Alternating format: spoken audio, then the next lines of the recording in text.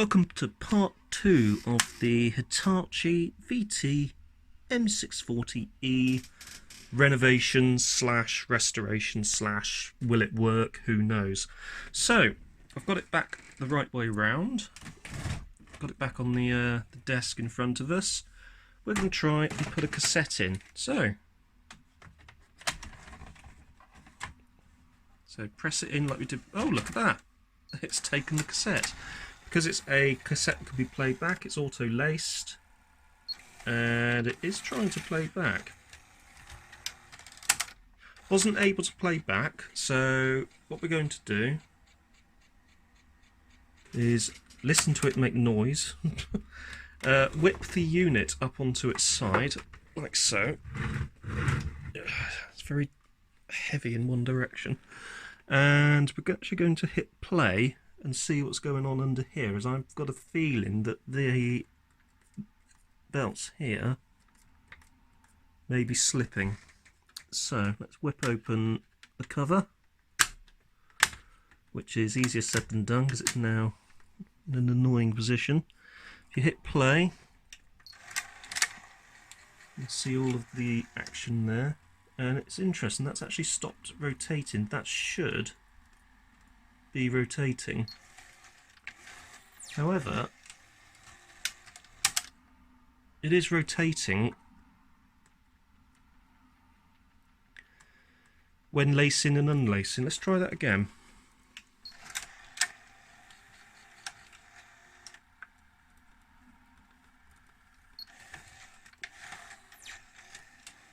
That is interesting. So it gets to a point and just seems to stop turning. So if we look at this, it's actually turning freely, which it wasn't previously.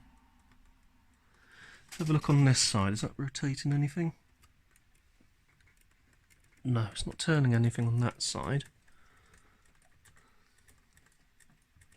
Let's try that again. So hit play.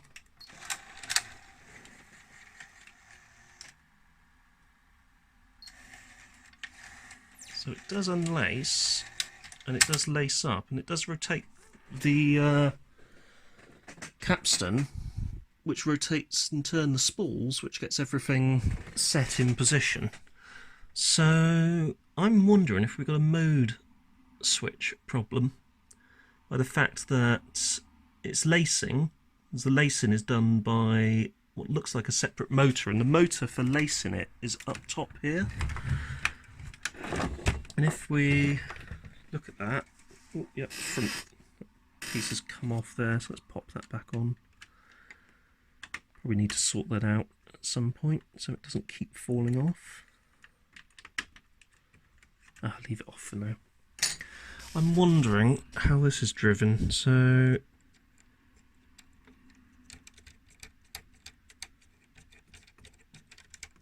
this is a cog drive, so there's no belts involved here at all.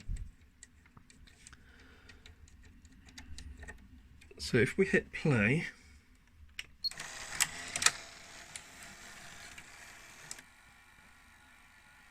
the capstan is pulling.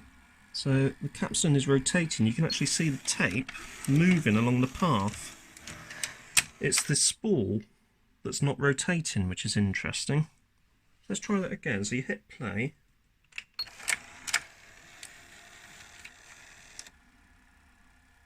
Just now that tape was being pulled along the tape path. So let's wind this back. Because that seemed to do something. When I had this all the way wound back,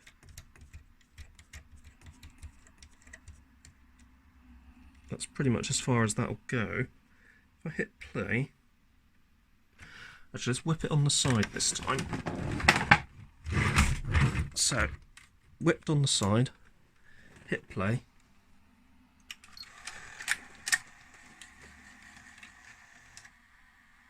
Yeah, that's rotating now. But because we're not making an engagement with the on the spools themselves, it's not able to rotate the spool, the take-up spool, so it's obviously not going to work. Let's eject the tape. So the tape comes out, there's no tape left in the machine. Let's see what we can do about faking it. So bring this forward. So I need to release this mechanism here, so bring that forward. Oh, that didn't like that very much. So it's this.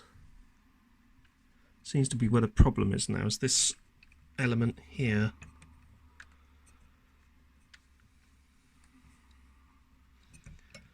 And it's that element that's driven by the capstan motor. So, I'm just going to have a fiddle about with this and see if I can get it to fake accept a cassette. So I've managed to identify the issue, and unfortunately it seems to be one of those issues that is enough to write off the deck. So, as you can see, the central drive here drives these series of cogs here. This one makes contact with the main drive spool down here, which basically shifts either to one side or the other. I discovered the unit also won't fast forward, and you've got on top of this you've got another cog of quite a large spring, but this has got this pad on it, and the pad is, I think, there to actually provide drive with a certain amount of slippage. So if you've got a tape that's too tightly wound, it does have a bit of slippage whilst driving the actual mechanism spool take up down here. Whereas you would have had slippage originally on the rubber tyres, that idler tyres that earlier VCRs used, this I think provides that element of slip that may be required. However, because that has sort of pretty much worn smooth, you're getting no drive, and without having the materials to hand to actually sort this, that does theoretically write off this particular VCR. So it seems that the rest of the VCR is potentially working, so this would actually be a pretty good deck for spares. But for the moment, that's unfortunately it for this particular project. I've also noticed that there is a bit of a issue down here, which it looks like that's been chewed away, which may actually account for some of our issues as well. If that's been chewed and it can't engage properly when the mechanism is trying to engage it, then that will cause us other miserable issues as well. So it's not a downside, because to be honest with you, this deck was just languishing under my desk, sight unseen. What it does show is that we've identified the issue, which is potentially either this entire module, but very likely this friction element here, this clutch rather, and we know where to direct our attention when we want to try and fix this a bit further. If you have found this deep dive into this machine interesting, don't forget to hit that like button. Don't forget to subscribe for upcoming hobbies, and don't forget to hit the like button, and also, which I just said, subscribe, hit the notification bell, and everything else that popular YouTube people tend to tell you to do. Thanks for watching, and I will see you next time.